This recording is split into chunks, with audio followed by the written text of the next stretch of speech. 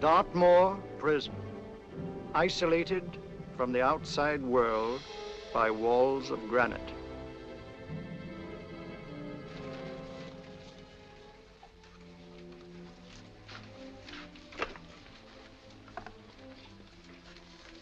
They say you could get out of here by merely telling what you know. You may or may not be another Scotland Yard bloke, but I'll give you the same answer I gave the others. I still have 2 years, 8 months, and 6 days left in which to make musical boxes. That'll be sold at auction for the benefit of this delightful sanctuary. And I intend to sell them.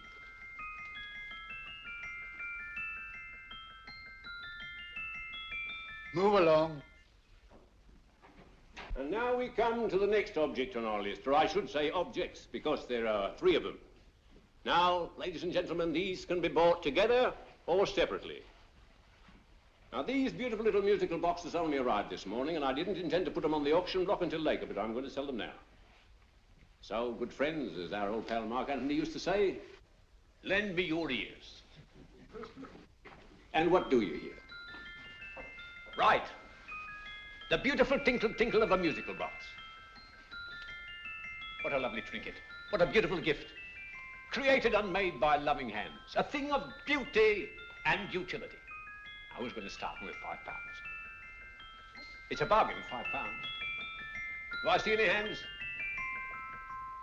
If there's a connoisseur in the house, will go £3 for it. £2. £1. 10 shillings. Thank you, sir. Ladies and gentlemen, 10 shillings is offered for a musical box you couldn't buy anywhere in London for less than £5. It'd be stealing to let it go for 10 shillings, like taking milk from a baby. All right, we're selling for 10 shillings. 10 shillings, 10 shillings is offered, 10 shillings is offered, 10 shillings is offered. And anybody give him £1? Want to give him £1? I won't someone give me a pound. A pound, £1 is offered, £1 is offered, ladies and gentlemen, £1 is offered. It's against you, sir. Will you go to £2? We go to £2, sir. £2. £2 is offered. £2 is offered. Going once, twice, third and the last call. Sold to the gentleman for £2. Sorry, my dear. Now, ladies and gentlemen, comes the opportunity to purchase an exact duplicate of the beautiful little musical box just bought by this gentleman for the ridiculous low price of £2. Now, it's exactly the same. Exactly the same. Made with the same hands. You hear that? Isn't that lovely? That tinkle, tinkle, tinkle, tinkle. Sounds like Bow Bells to me, you know, with little angels pulling on the ropes, eh? Who'll give me £2 for it? Who'll start me with £2? Will anybody start me with £2? Oh, come, ladies and gentlemen. You know, from your enthusiasm, we might all be in Scotland instead of London. Please buy it for me, Daddy. £2, certainly not. We all might be in Scotland. Besides, I don't like his manner. £1, 10 shillings. £1. £1 is ours. £1, £1 is offered. £1 is offered, going £1. Any advance? Going once, going twice. The third and the last call. Sold to the lady for £1. Smart bidding, my dear. Thank you. We come to the third and last of these beautiful little musical boxes. Exactly the same. Tinkle, tinkle. Isn't that lovely? Ladies and gentlemen, I don't bring you here to gull you and swindle you. This is the exact replica of those 2 I just sold before.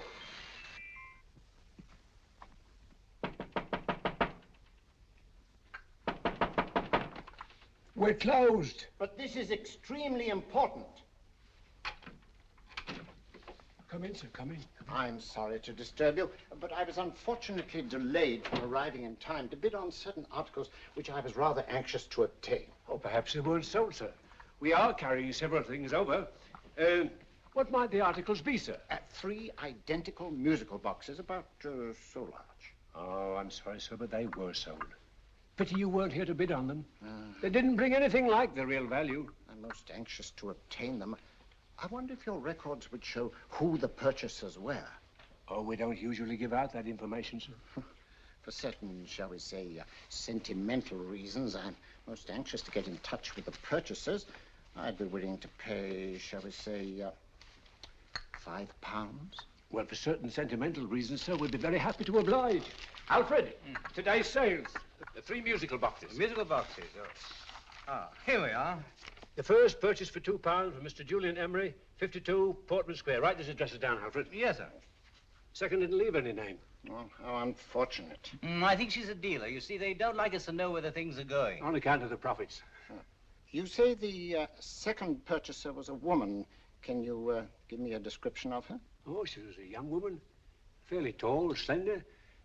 She had a light complexion and dark hair, and she was wearing A grey suit, don't you remember? That's right. She probably runs a gift shop. She paid £1. You say she comes here fairly frequently? No, I didn't say so. But she does, sir. Like as not, she'll come in on Thursday. We have sales on Mondays and Thursdays. And the third box? The third, Mr. William Kilgore, 143B Hampton Way. For 10 shillings. Quite a drop from £2. Mr. Kilgore was a Scotchman. Well, thank you. You've been most helpful. Oh, thank you, sir. And any time you're passing, dropping, we always have lovely things for sale. How kind, sir? Thank you. I'll be back Thursday.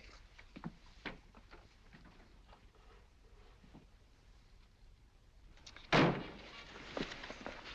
message reached us too late. Musical boxes are being sold. Well, let's get out of here.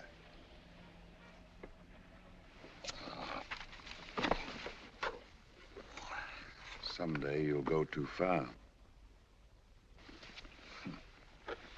Reaching for a star, you fool. Yet a fool may touch a star, Colonel Cavanaugh, if he but reach high enough. But not possess it as you would. The musical boxes, they're being sold. What a pity for you, my dear Colonel. Is it my fault that the message reached us only an hour ago? Is it my fault that they were sold? You can't hold me responsible for that. Hope for your sake you're right.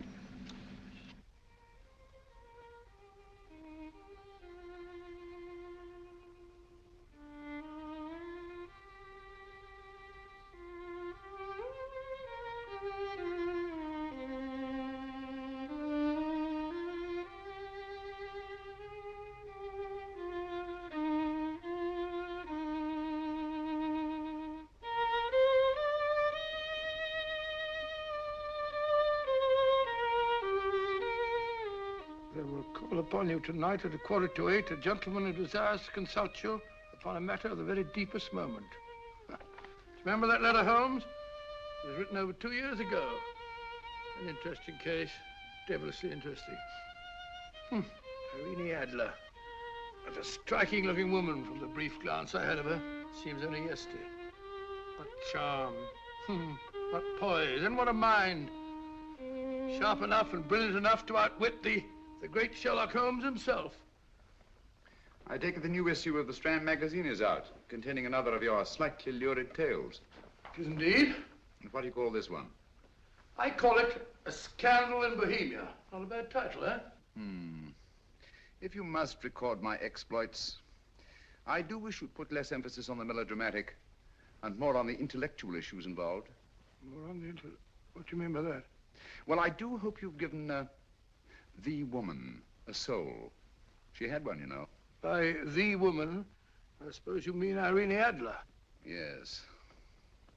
I shall always remember her as the woman.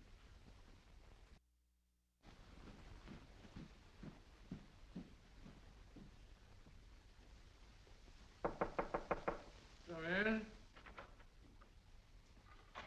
I think. That's him, old boy. How are you? How are you, old boy? I haven't seen you for years.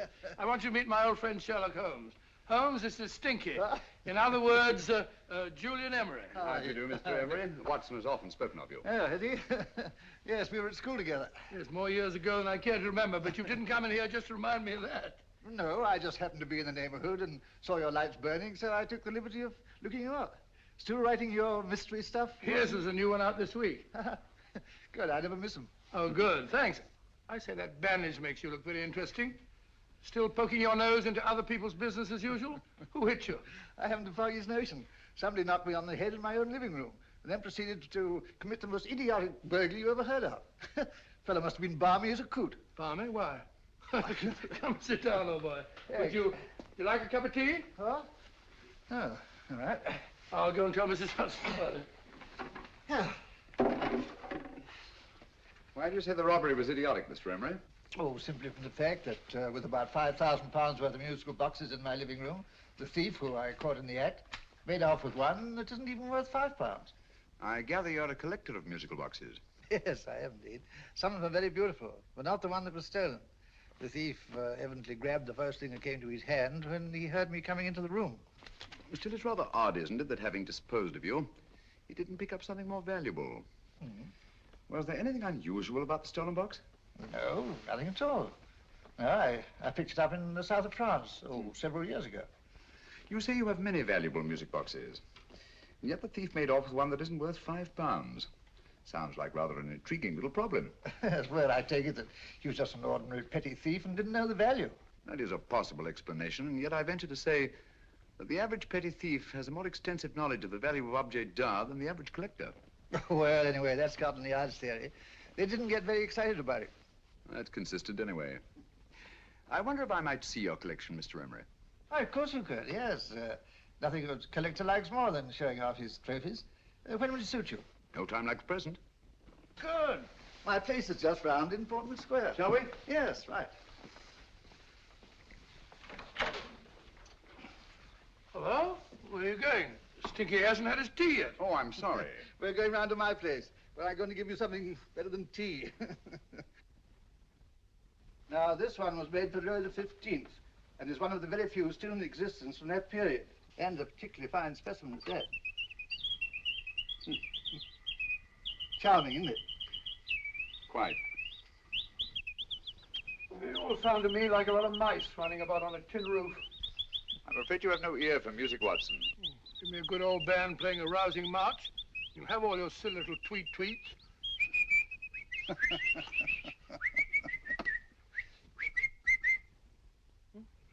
Another one. Jesus me.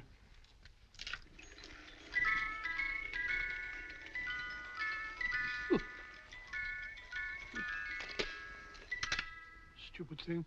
Singing rabbit.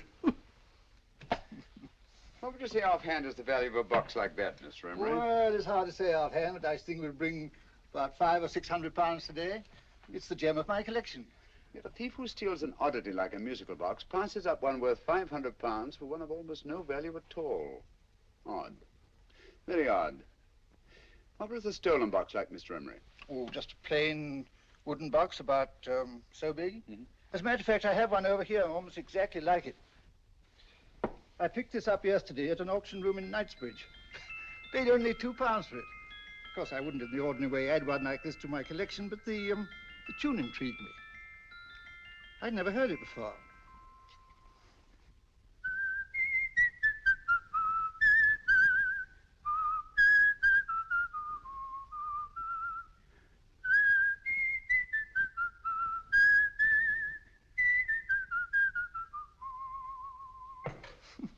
You have a remarkable ear for music, Holmes. Rather an unusual melody. Sit down, Will.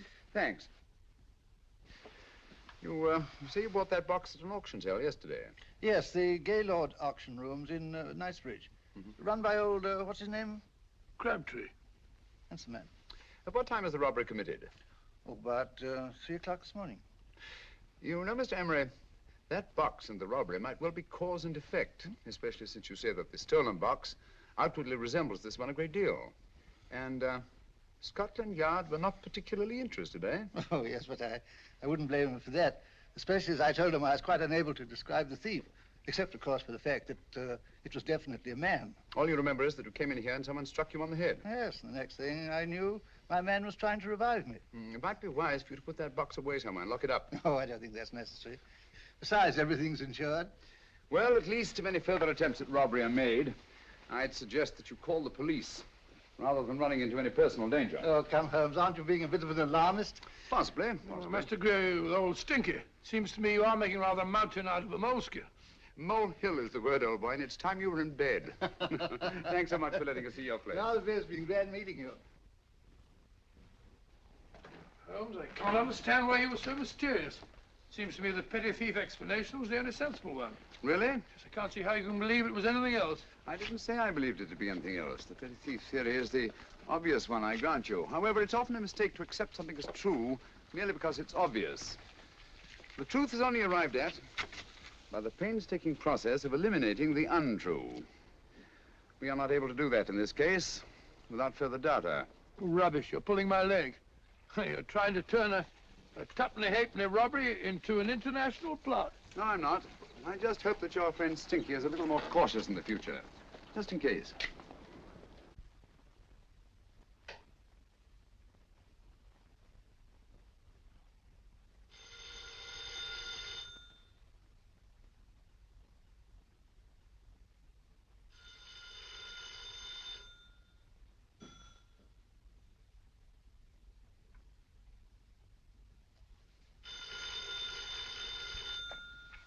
Hello? Yeah? Julian Emery here. Who? Why, of course I remember you, Mrs. Courtney. Yes, you're the one bright spot at that appallingly dull affair of Lady Sanford's. Huh? Of course it isn't too late to come round. Yes, I shall be delighted to give you a drink.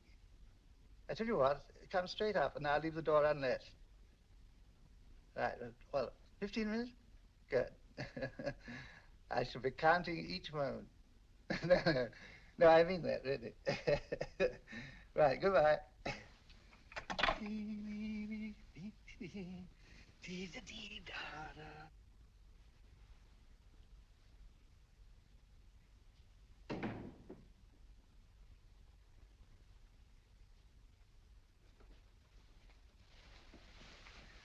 Boo!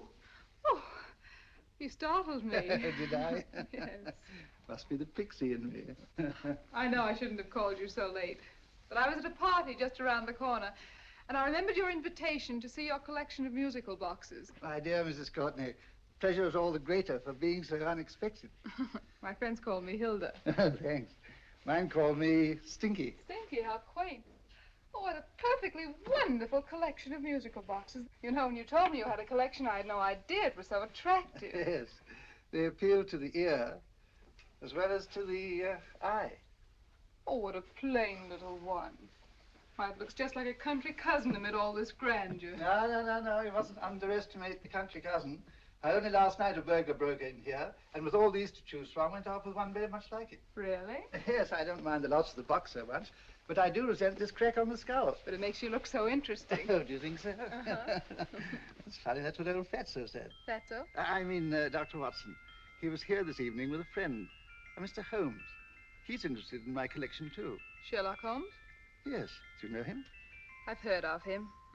Yes, he seems to think I'm in some sort of danger. What a haunting tune. It takes me right back to my childhood. Really? Do you know, it's odd that you should be interested in that particular musical box. Odd? Why? Because Mr. Holmes is also interested in it. He may have been more interested in the tune than in the box. My dear, yes, that's right. I remember now. He whistled it note for note, having heard it only once. Really? He must be a remarkable man. Bit of an alarmist, if you ask me. Don't you believe in warnings? Of course not. Who'd want a box like that? I would. You're not serious. Oh, but I am. Well, you put me in a very awkward position. I'm a collector, you know. And the collector buys but never sells. But if the price were high enough... The price has nothing to do with it. It's the principle of the thing. Yes, well, we haven't had our drink. No, thanks. I must be getting along. Must you really? I'm afraid so. You're not walking out on me, are you? My reputation, Stinky. I say, you know, you are an attractive woman. Thanks.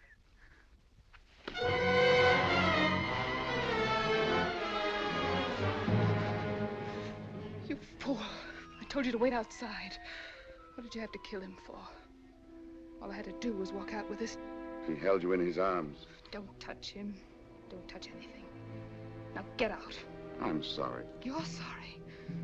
What about me? This is murder. What about Scotland Yard? What about Sherlock Holmes? Now get out!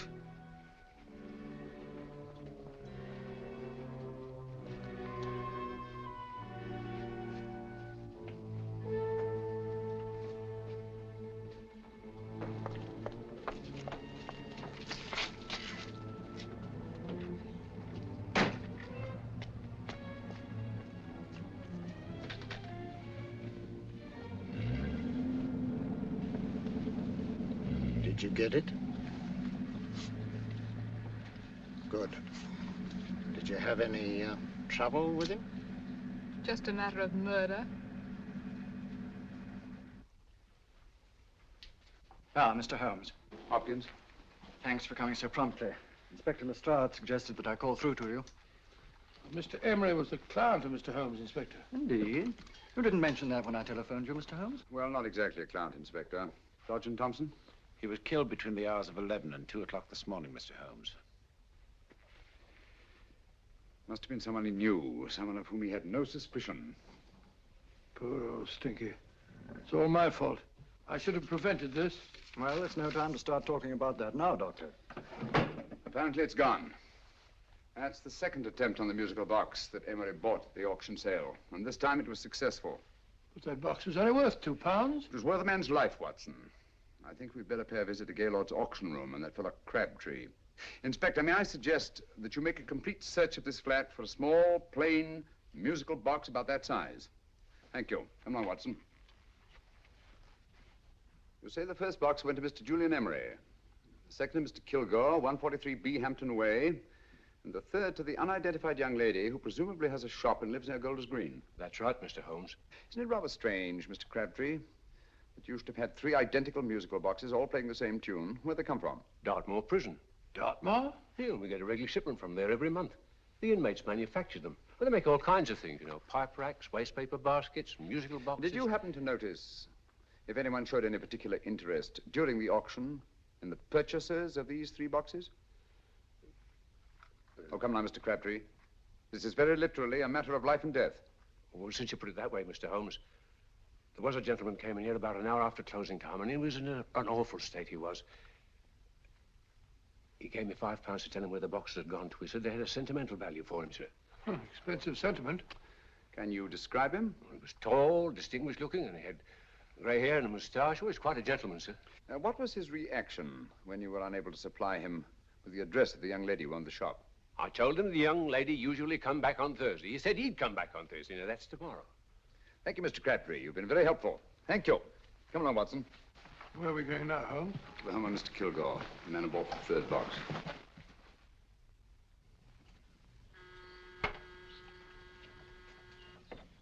But hang it all, Holmes, how do you know those other 2 musical boxes are of any importance? I don't, but I certainly have no intention of waiting until the owners are murdered to find out. No one at home. I hope that's the explanation. I'll have a look through this window.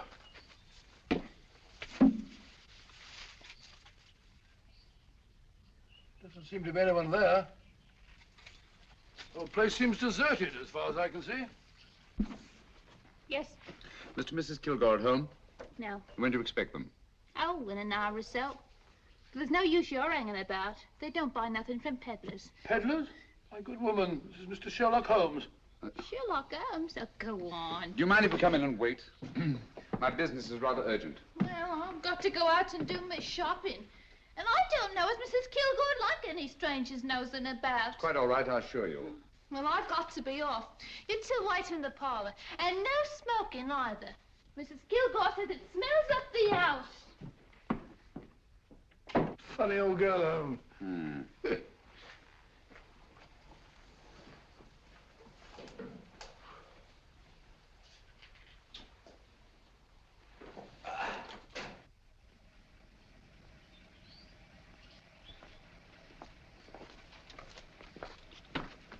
Park Lane. Park Lane? And what would the likes of you be doing in Park Lane? Now, don't worry about the fare, Ducky. If you knows how to get to Park Lane, up it.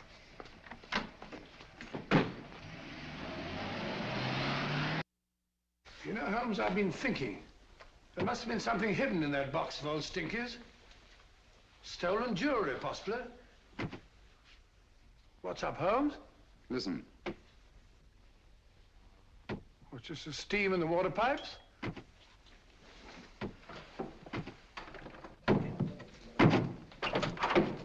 Watson! Great Scott! Come on, Holmes. Get on the chair here. It's all right, my dear. There. Now, don't worry. It's all over. There you are, dear. Don't cry anymore. She tied me up and shut me in the cupboard. I know. She won't come back. Did you show her your new musical box? Yes, she said she wanted to hear it play, and as soon as I showed it to her, she grabbed hold of No, I me. know. Now, don't worry. We'll buy you a new musical box. Yes, my dear, the best one in London. Watson. Oh, what a fool I've been. What do you mean, Holmes? She took the musical box out of this house in that market basket, right under our very noses. Why could the Kilgore charwoman want to take the music box? She isn't the Kilgore charwoman. She's a consummate actress. An extremely clever, unscrupulous woman who will stop at nothing. Take care of the child, will you, Wolfella, till our parents get back. Explain everything to them. Of course I will. But, Holmes, where are you going? Somewhere, somehow, I must get to the young lady who bought that third musical box before our opponents find her. I only hope that I won't be too late. Oh, no. No, darling, you mustn't cry anymore. Now, cheer up. Would you like to hear old Uncle make a noise like a duck?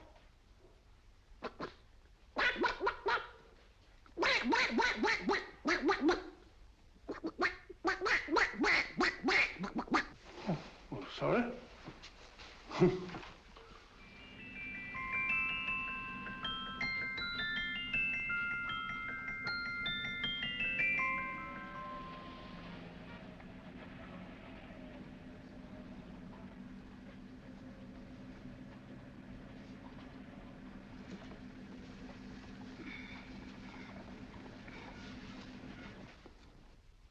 Now, ladies and gentlemen, how much am I offered for this beautiful lace Dresden china figurine? A lady of the French court. Now, this is the genuine article. What a beautiful ornament for your mantelpiece. Or you could use it as a centerpiece on the dining room table. Now, will somebody start me for £10? Will somebody start me for £10? £8? £7? All right, £5 is offered, £5 is offered, £5 is offered, £5.10, £5.15, £5.15. £6 is offered, £6, going once, going twice. The third and the last call. Have you all done? Sold to the lady from Twickenham for £6. Next, we have a real museum piece, ladies and gentlemen. A fine 19th century doll. The costume an exact replica of the holiday clothes worn by the Hungarian peasant women. Now, ladies and gentlemen, an article like this would cost you from £15 to £20 in a West End shop. I'm not going to ask for anything like that. Who'll give me £2 for it? £2. Anybody offer me £2? £2 for the Hungarian? £2? £1. What? Anybody give me £1? Anybody offer me £1 for the doll?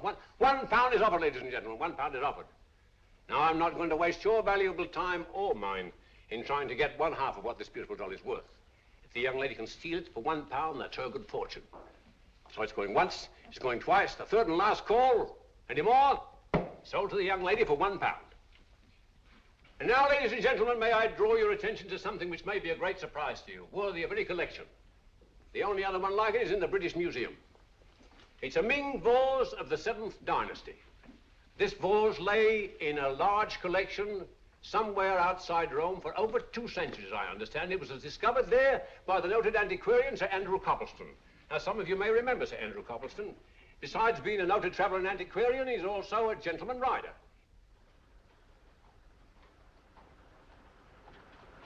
The girl with the parcel in her hands, that's her. Are you sure that's the girl? Well, she fits perfectly the auctioneer's description. Follow her, Hamid.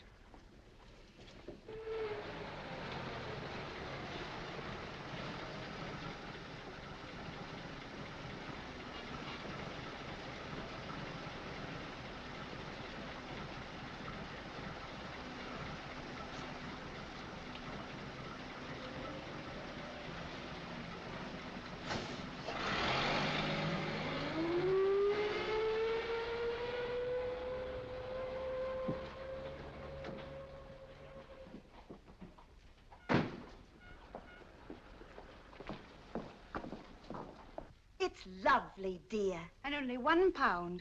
We can get at least 3 for it. Easily. I'll go make some tea. I could do with a cup. Right.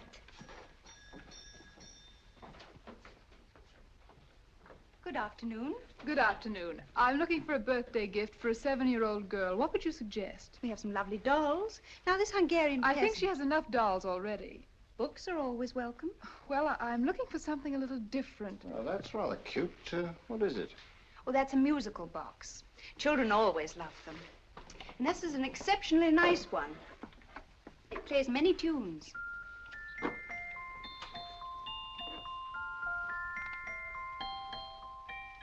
Have you any others? Yes. If you'll just step this way.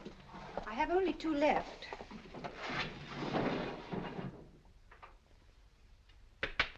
How nice.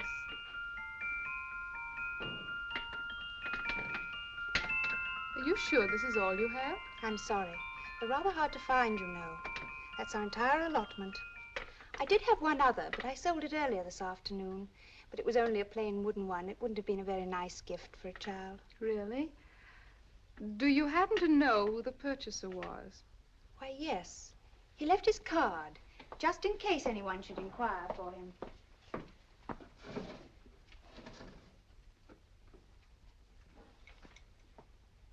How interesting. I'm sorry, but I'm afraid I'll have to look a bit further. Thank you anyway. Good afternoon. Thank you.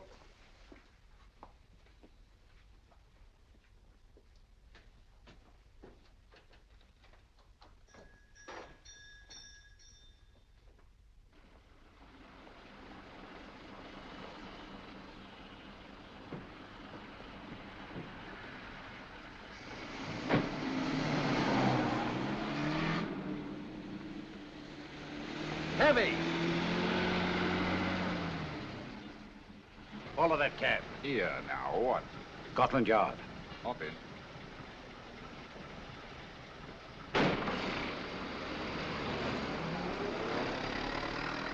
Sherlock Holmes. I might have known.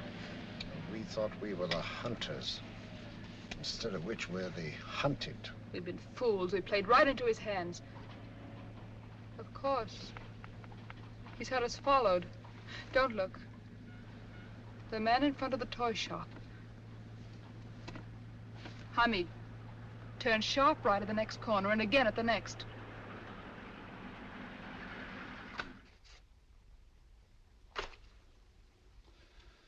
No photograph of her, Commissioner, as I expected. She's not a known criminal. But how do you expect to know if you do find her? After all, she was disguised as a charwoman. Don't worry, old fellow. If I ever see her again, I'll recognize her.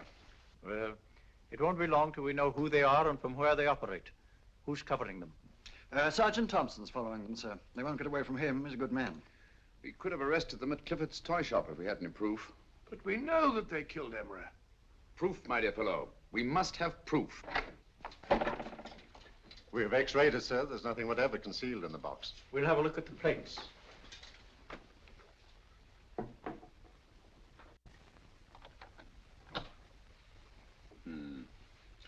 There must be some clue. And it's probably so obvious that we've all overlooked it. Seems to me we're up against a bunch of lunatics. Not lunatics, my dear fellow. Extremely astute, cold-blooded murderers. What can these little musical boxes have in them that's so important? Don't forget, they were made in Dartmoor prison. You can smuggle stuff into prison, but not out. Do you want us to break the box apart, sir, to see if there's anything the x-ray hasn't caught? No, not yet. Do you mind if I take it? Certainly. Thanks.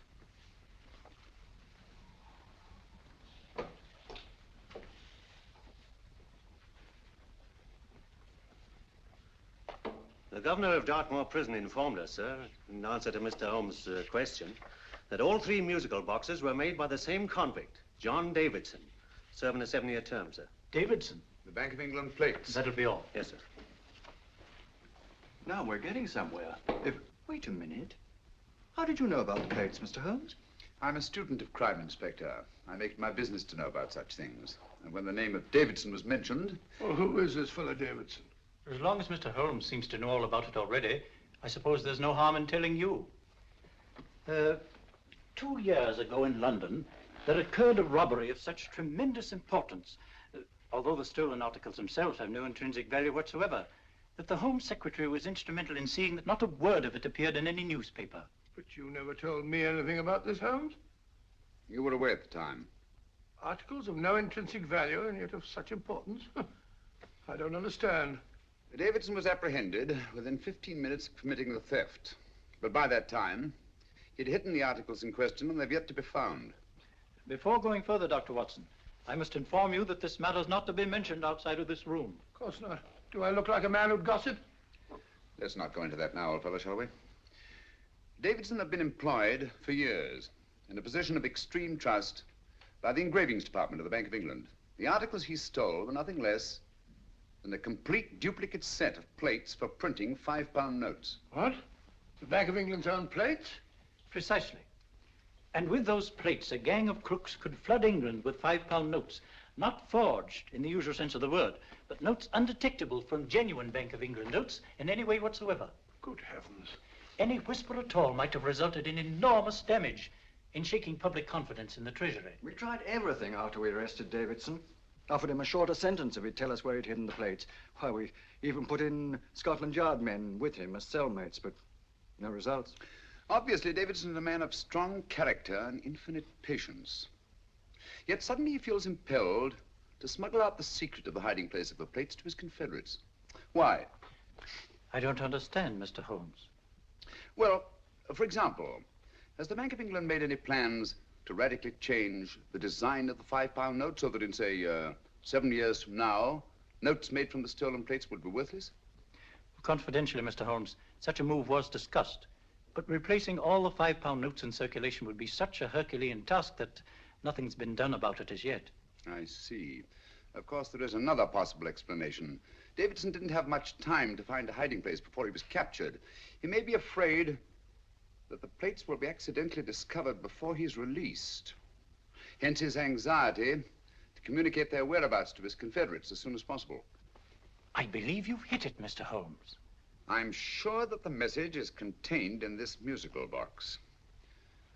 Or rather, in all 3 musical boxes, since possession of all 3 seems to be essential. Our opponents have 2/3 of the puzzle, we have 1/3. Well, what are you going to do, Holmes? Try to deduce the message from the 1/3 that we have.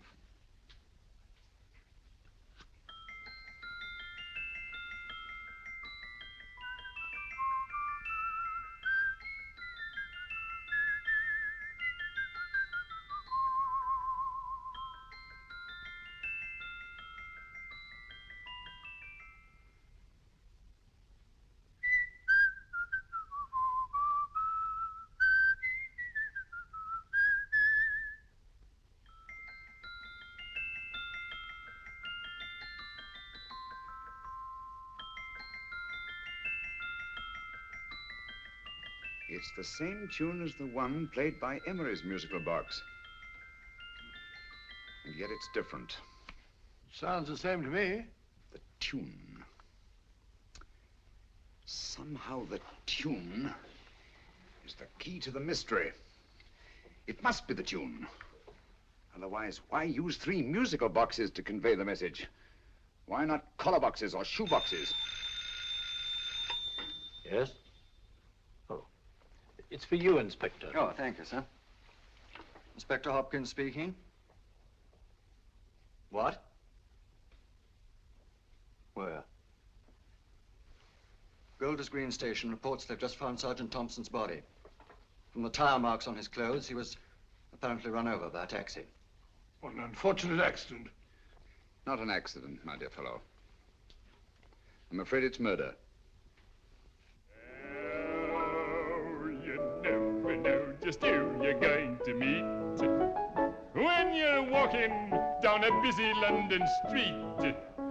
Mrs. Hawkins, Mrs. Brown, any subject of the crowd. Oh, you never know just who you're going to meet. So you better hold your topper in your hand, just in case you meet a lady on the Strand.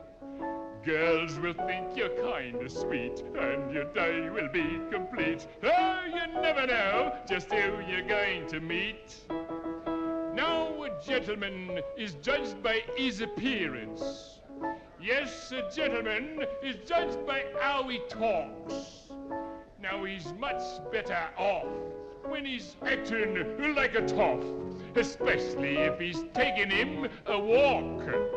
What on earth is this outlandish place? A rendezvous for actors. Actors? Buskers, old boy. You've seen them 1,000 times. Actors who entertain the queues, waiting outside theaters. Who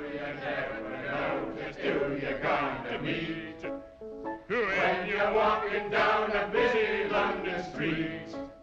So you better wear your best velvet pies to look your best, 'cause you never know just who you're going to meet. So you better keep your manners right in view, just in case a lie gives a how'd you do. Keep your trousers in a pleat, shine your shoes and keep them neat, 'cause you never know just who you're going to meet. Blimey. Mr. Holmes. How are you, Joe? Never met him. And yourself? Fine, thank you. I want you to meet a friend of mine, Dr. Watson, Joe's sister. Oh, well, any friend of Mr. Holmes is a friend of mine. Hi, Joe. He did me a good turn once that I'll never forget. Yes, I cleared Joe of a most unpleasant charge. Murder, no less. Oh, really? By proving to the satisfaction of the police that he was busy at the time blowing open someone's safe. That's right, Governor. Good gracious me. Joe, now you can help me. Come on, buzz off, buzz off. Come on, up it, up it. Can't a gentleman have some peace and quiet around here? And you too. There you are, Mr. Holmes. Now we can have some peace and quiet around here. Thank you, Joe. There's £5 in this for you. Well, I wouldn't want to take it on myself, sir, but I can get somebody to do it for you for half of that. You don't know what the job is yet. For £5? Murder, ain't it? What? No, Joe, not murder, just music. I want you to identify a song for me. Oh, there ain't a song that's been written that I don't know. That's why I came to you. Of course, the violin is more my instrument, but, oh, well, here we go. Now, listen to this, Joe.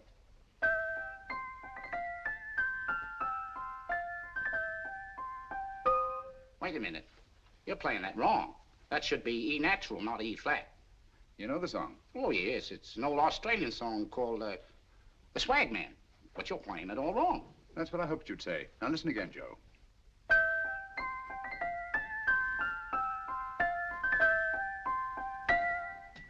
That's the same tune, all right, but you're making different mistakes than you did the first time.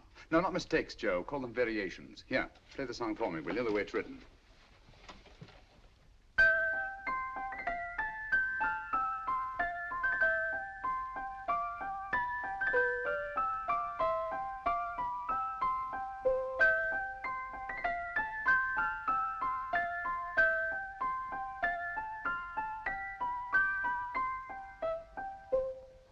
There you are. Thank you, Joe. What's it mean, Holmes? Are you onto something? Perhaps. I don't know yet. It's probably a code of some sort. Joe, could you write the song down for me, the way it was originally written? Oh, sure, Mr. Holmes. But it'll take a few minutes. Here, Mabel. Pale ale. Come on, up to it. Along with it.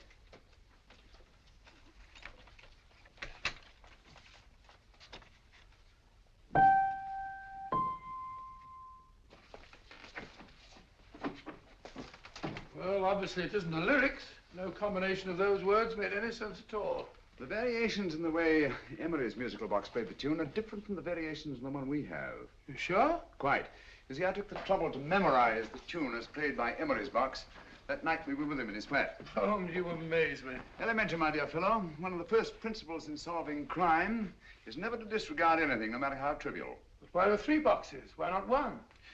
Because the message was obviously too long to be conveyed by any one variation. Then there's the 3rd box, the one that woman took from the Kilgores. That contains yet another set of variations. Yes, well, it's all beyond me. Well, all we have to do now is to find the secret of the variations. Not a very easy problem to solve, my dear fellow.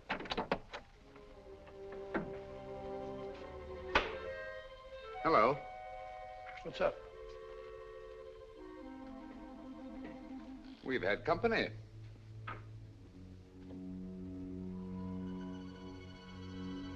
I say, this is outrageous. Ask Mrs. Hudson to come in here, will you? Right.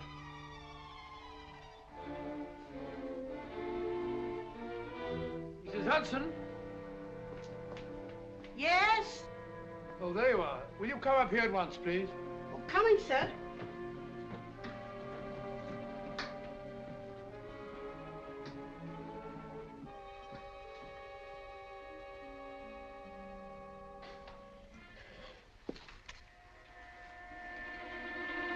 Mercy me, Mr. Holmes.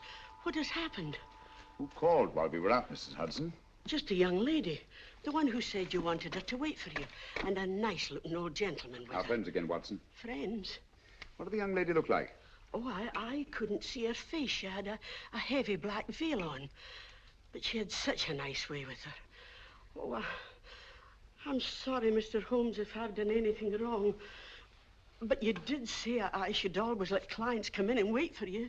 Don't worry, Mrs. Hudson, don't worry. You had no way of knowing. It's quite all right, quite all right. Now, don't worry, Mrs. Hudson. Don't worry. Well, where on earth's the musical box? They didn't get it. Didn't get it? Where is it? It's in your hand. Huh? In that biscuit jar. Take the biscuits off the top. Now put your hand inside, and you'll find the music box. Well done, Holmes. Well done. Amazing.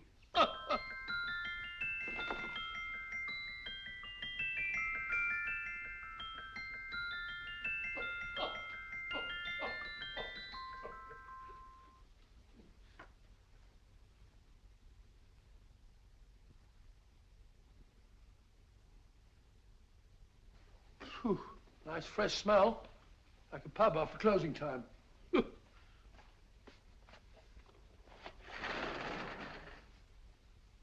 I say, Holmes. What? It's morning. Allow me to congratulate you on a brilliant bit of deduction.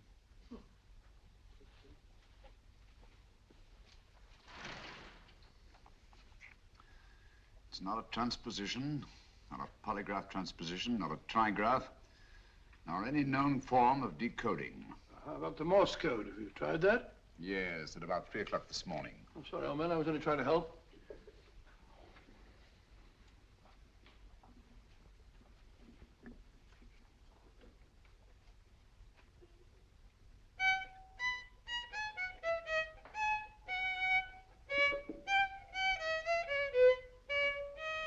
Oh, do me a favor. Not again. Must have heard that thing 1,000 times. Kept me awake all night.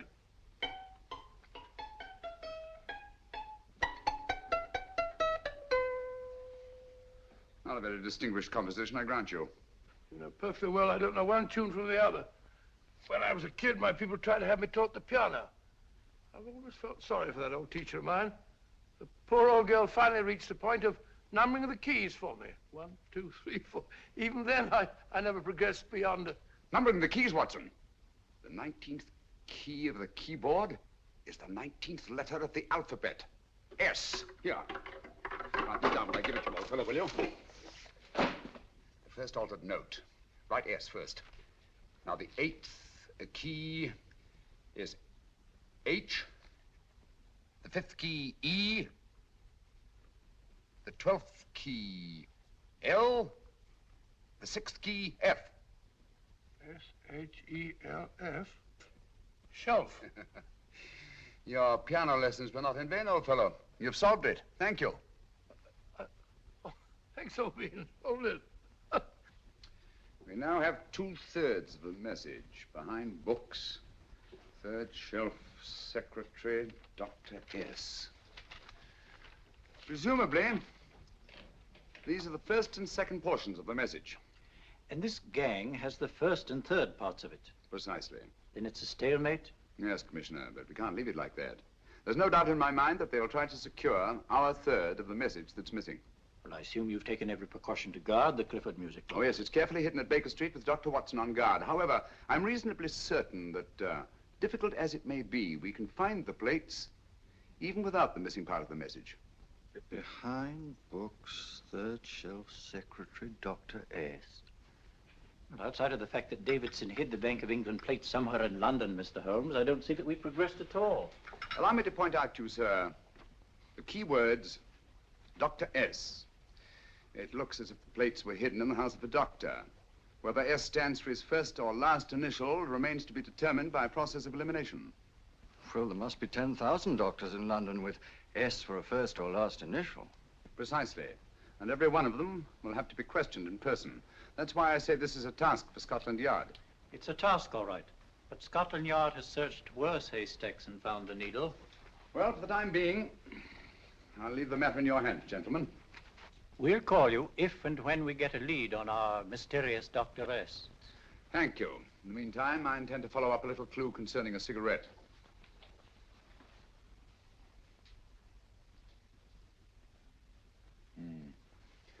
You're certain of the identification of the tobacco? Absolutely. I have made up this special blend for only 3 customers. It is almost pure Egyptian, with admixture of latakia for added body, and a pinch of perique. Merely a whisper, as one might say, for elusive fragrance. Yes, yes. And the 3 customers? Major Wilson in Bombay, India. Mrs. Catherine Leamington Smith in Ireland. Yes, and the 3rd? Mrs. Hilda Courtney of Park Mansions, Bryanston Square. Thank you. Thank you very much. You've been most helpful. It is a pleasure to have been of service, Mr. Holmes.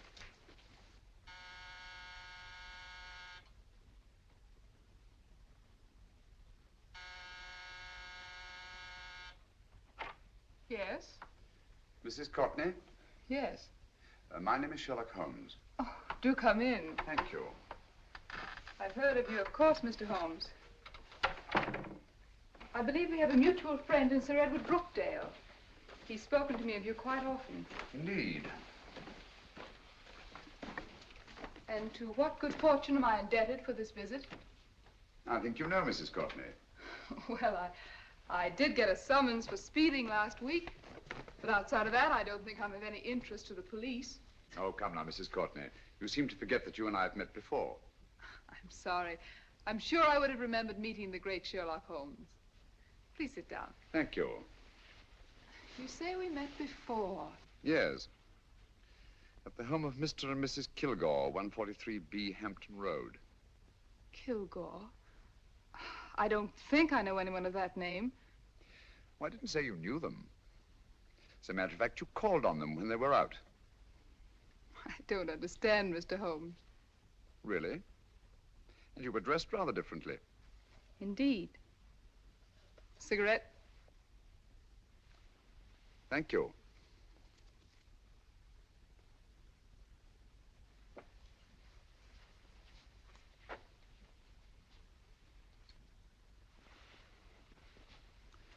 Thank you.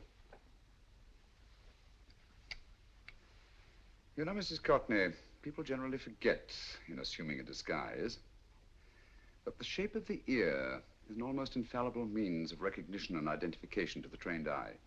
Evidently, you've mistaken me for someone else. Oh, no, not at all. Though naturally, I expected your denial.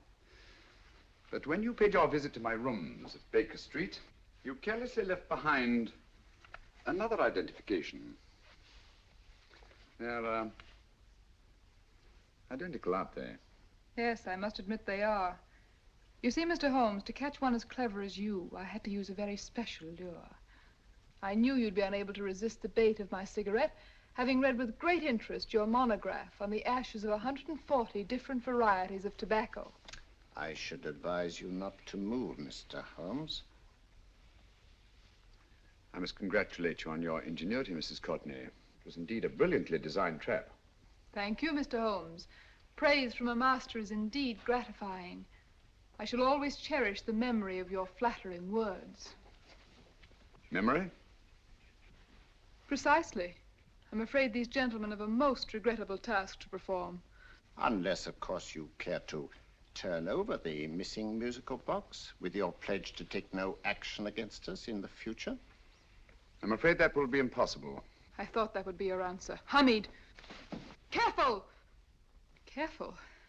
There's no need to be unnecessarily rough with our distinguished guest. You realize, Mr. Holmes, that your demise will not take place here. The corpus delicti, you know. Well, naturally. Shall we go? It So fearfully awkward having a dead body lying about. Don't you agree, Mr. Holmes? Another dead body shouldn't weigh too heavily on your conscience, Mrs. Courtney.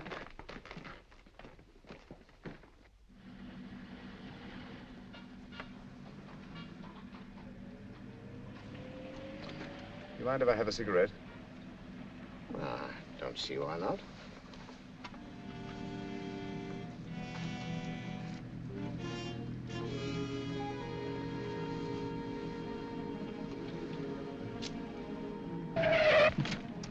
Be careful, Hamid. It's the brakes, they bind. Thank you, Colonel Kavanagh. It's very considerate of you.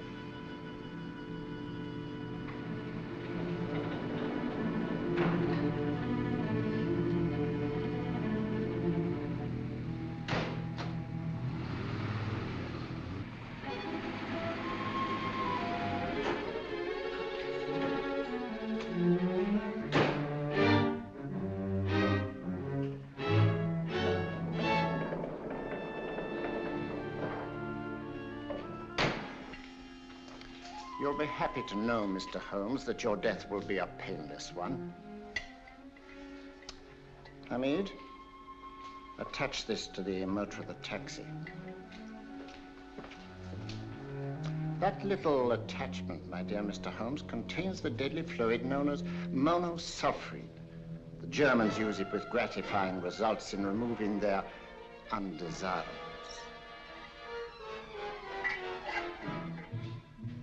Start the motor.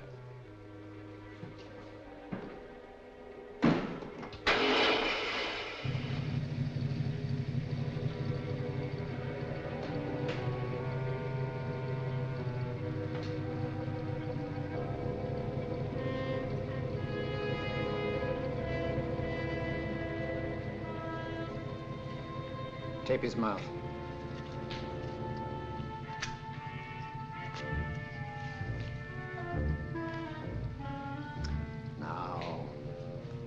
Up with him, Hamid.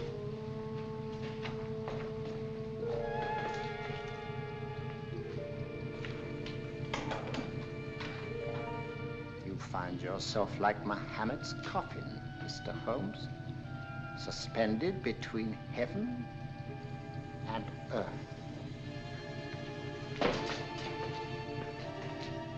Plenty of fuel in the tank? Good. It would be too bad to have anything go wrong through so simple an oversight.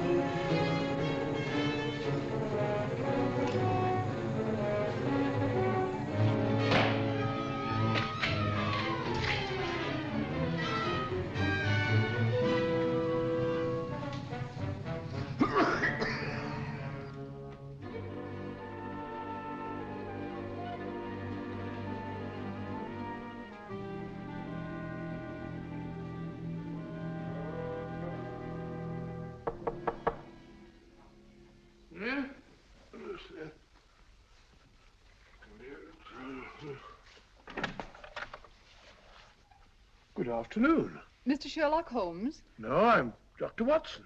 Oh, of course, Dr. Watson.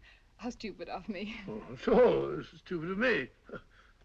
Won't you come in? Well, I really came to see Mr. Holmes. Oh, I'm afraid he's out. I don't know when he'll be back. Perhaps there's something I can do. Won't you sit down? Thank you. You know, Sherlock Holmes and I have been engaged on a great many cases. Oh, really? Yes, indeed. As a matter of fact, this very moment, we're involved in one of the most baffling... Oh, well, won't you tell me your trouble, and I may be able to help you. That's very kind of you, Dr. Watson. Perhaps if I wouldn't be imposing too much. Imposing? Oh, there's no imposition. No imposition at all. A pleasure, I assure you. Now, tell me all about it, Miss Williams. Mrs. I live in Surrey, Dr. Watson, and I've come up to London in sheer desperation. My only sister has disappeared, and the local police seem utterly unable to find her. Well, Holmes and I solved a case exactly like that once. Very interesting as far as I remember. I call it the adventure of the solitary cyclist. Oh, sorry. Now I come to think of it, it wasn't so very similar. Entirely different. I don't think what I was saying. Where were we? She's only 17, Dr. Watson, and until she disappeared last Thursday, she seemed to be in the best of spirits. Well, possibly a romantic entanglement? Oh, no, nothing of the sort. She left no note, didn't even pack a bag, no explanation. She just started to walk to the village from our house in broad daylight and simply vanished from the face of the earth. Oh, there. Might I have a glass of water? Glass of water. Have one in 1 minute.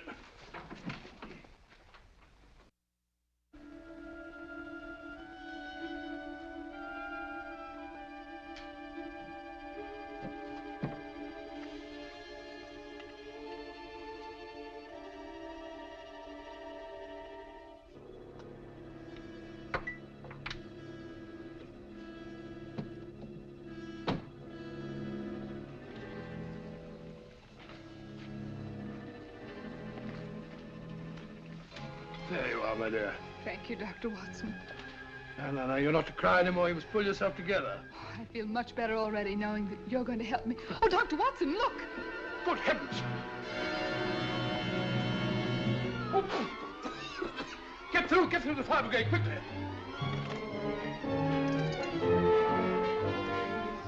Haven't you a fire extinguisher?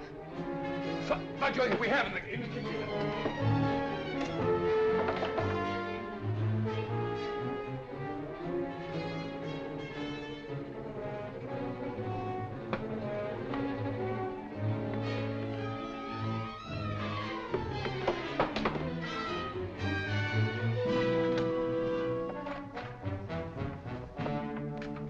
Don't you worry, Miss Williams. We'll have this thing out in no time.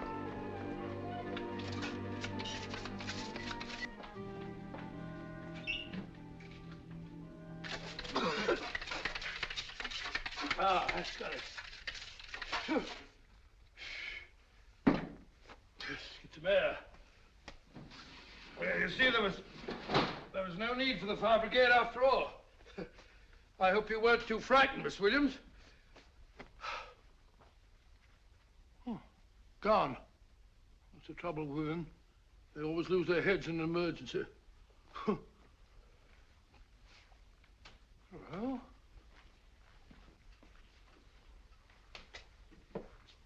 a musical box. Great Scott! Miss Williams!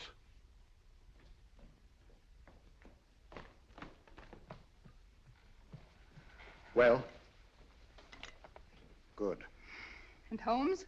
By now, Mr. Holmes has no doubt exchanged his violin for a harp. Always assuming that heaven is his destination. And now that we have the missing musical box.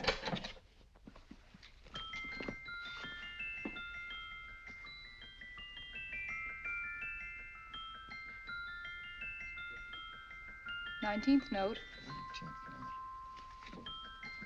19th letter. Yes. He hasn't been there, you say? Holmes, where on earth have you been? I've been trying to get you at the club, at Scotland Yard, all over London. You were looking for me in the wrong places. Holmes, terrible things happened. I've been duped. That woman, she made a complete fool of me. Well, what do you mean? Well, she came here, let off a smoke bomb. I thought the whole place was on fire, and my first thought was to save the musical box. No need to say any more. She has the box. Yes. Don't blame yourself too much, old fellow. She's an extremely clever antagonist. Smoke bomb, you said? Well, you can console yourself with the thought that your charming friend is at least a reader of yours. What do you mean? If I remember correctly, you wrote about my little experiment with smoke and the cry of fire in a story you entitled A Scandal in Bohemia, which has just appeared in the Strand magazine. All right, oh boy. Don't rub it in. Well, it may cheer you up to know that you made a fool of me, too. That cigarette stub was planted here for one express purpose. We're going to bandaging around this place. Bandaging? What's the matter, Holmes? You hurt? Explanations will have to wait until later. At the moment, we're faced with a problem which I fear is insurmountable. Come over here, old boy, will you? Right. Our opponents are in possession of all three parts of the code. And here are we, while the Bank of England plates pass into their possession. Cheer up, old fellow, cheer up. As Dr. Samuel Johnson once said, there's no problem the mind of man can set that the mind of man cannot solve. What's that, old fellow? I was just quoting Dr. Samuel Johnson. He said there is Thank you, Watson. Thank you. Leaving the front reception room, we come into the main hall, where Dr. Johnson was in the habit of passing through to have his meager meals in the dining room opposite, in company with his friend and biographer, James Boswell. We will now pass up the stairway, which remains in its natural wood finish, just as it was when the good doctor was here. The framed etching on the wall is believed to have been presented to Dr. Johnson by the distinguished painter, Sir Joshua Reynolds. I've been told here that picture was given in by Mrs. Thrale, and it's definitely not a Reynolds. Is that important, my dear? Oh, I'm sorry. This way, ladies and gentlemen, please, this way. Move along, children, move along. The secretary's not on this floor. Patience, Hamid. I have a feeling My that... dear Colonel, with Sherlock Holmes out of the way, what could go wrong?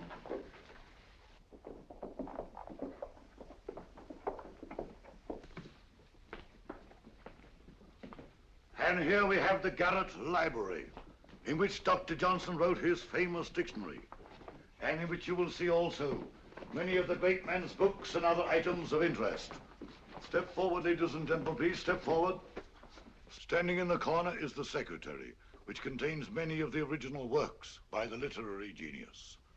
On this table, Dr. Johnson's cat, Hodge, used to sleep while his master worked. A strange thing about this cat, ladies and gentlemen, was its love of oysters. They do say that the dear doctor often went hungry to find the cat that delicacy. What a pity. Now we will visit the grey room, which is immediately below us, in which you will see the very bed in which Dr. Johnson died. What did he die of? Gout. Just gout. This way, ladies and gentlemen. Mind the steps, please.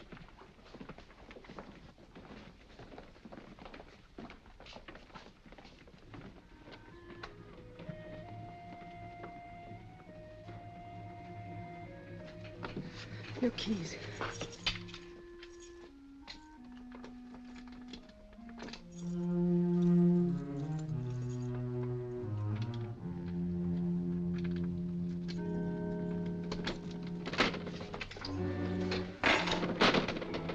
Third shelf up.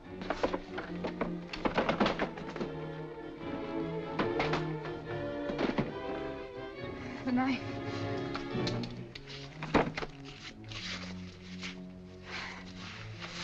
Gentlemen, the Bank of England plates. Well, Mrs. Courtney, so we meet again. No, I shouldn't do that if I were you, Colonel Cavanaugh. I must congratulate you, Mr. Holmes. You're far more clever than I thought. Thank you, Mrs. Courtney. Praise from you is indeed gratifying. I shall always cherish the memory of your flattering words. Memory? Oh, thank you. And now I have a most regrettable task to perform.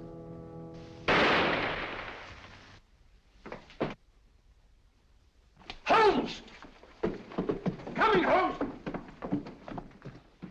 Holmes, you all right? Perfectly, thank you, old fellow, but I think this gentleman on the floor requires some medical attention. We must see that he looks his best, you know, when he's hanged. Take them in charge.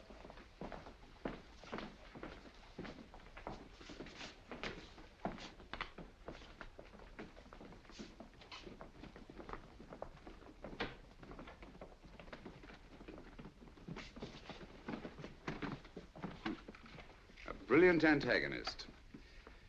It's a pity her talents were so misdirected. Will you see that these plates are returned to the Bank of England, Inspector? I still don't understand how you solved it, Mr. Holmes. It's entirely due to Dr. Watson. He gave me the clue when he mentioned Dr. Samuel Johnson. Well, congratulations, Doctor. Oh, thank you, Inspector. I don't think I'd have done it entirely without Mr. Holmes's help, you know.